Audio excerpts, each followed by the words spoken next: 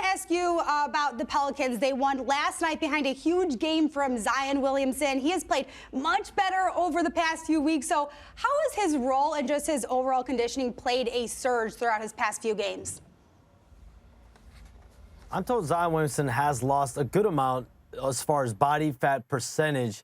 And I think overall, though, the biggest thing, though, is he stayed healthy. He's played 57 of 68 games for the Pelicans this year. Health is the biggest key for Zion Williamson. That's the bottom line for him, is just the ability to stay healthy. And that's allowed the Pelicans to find their identity, a pecking order. Early in the season, we saw Zion Williamson a lot as a screener, someone that was being posted up a ton. And now you've seen Willie Green really lean into Zion Williamson as a lead playmaker, sometimes the point guard for the majority of these games as well. And him being in better shape, of course, has encapsulated all of that. And there were points even last season where I heard Zion Williamson wanted to have more of the opportunity to have the ball in his hands, even over C.J. McCollum, relieving the pressure from C.J. McCollum. And now I think you're seeing a different level of motivation from him as well. This is a guy that's in the 5th year of his NBA career. He still has not played in the playoffs. I think he wants that stage. We're seeing it now. We're seeing a different level of drive and determination, and it starts with Zion Williamson staying healthy and staying on the floor. When Zion is in peak condition, how does he compare to the league's best players? Well, when he came into the league, he was the sensation, right? When you think about Victor Wembanyama, you talk about LeBron James, he was hyped up as that caliber of player.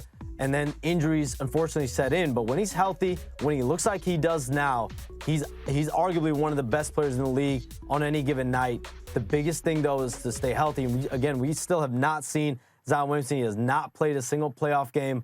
I think the whole league is just waiting on that. And I hear what you're saying when you say he hasn't played in the playoffs, and that's the motivation. But why now? Why did it take 5 years? I mean, even at Duke, he didn't seem like he was in the best shape. Well, is it someone pushing him into that direction? Is it a teammate? Or is it just Zion looking in the mirror and say, I got to be better, this is the time? I think a lot of it has to do with just the simple fact that he's healthy. And I think he put in a lot of work over the summer. But starting off last year, he had a good start as well. And then he strained his hamstring, and that was just such a setback for him. You saw him get out of basketball shape while he was out with the strained hamstring. But now this year, he's missed only 11 games. And as long as he stays healthy the remainder of the way, the Pelicans are going to be a threat in the playoffs. And for Zion Williamson and his body, he's got a unique specimen, a unique size at 6'6", to be able to jump and move the way he does.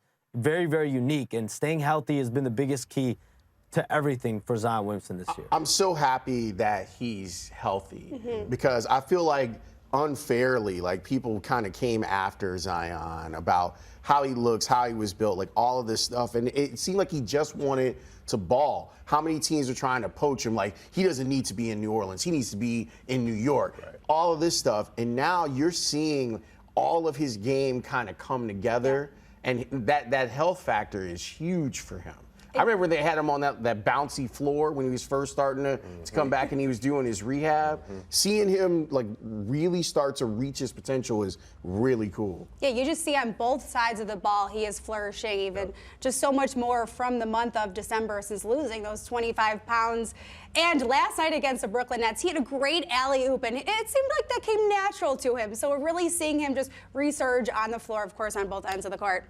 And then when you get a healthy Zion Williamson, I mean, you see the dunk right here, just full extension, going up to slam it home. But a healthy Zion Williamson does nothing but help Brandon Ingram. It helps C.J. McCollum. It opens up the entire floor for those guys to be able to play one-on-one, because playing one-on-one against Zion in the post or in the lane, it's just not going to happen. So when you have him drawing all of that attention, when he's attacking the basket, getting to that left rim, finishing at the rim, C.J. McCollum is going to get open shots. He's going to knock him down. Brandon Ingram is going to be playing one-on-one on the other wing, and there's not too many defenders in the league that can handle bringing the Ingram in a one-on-one situation.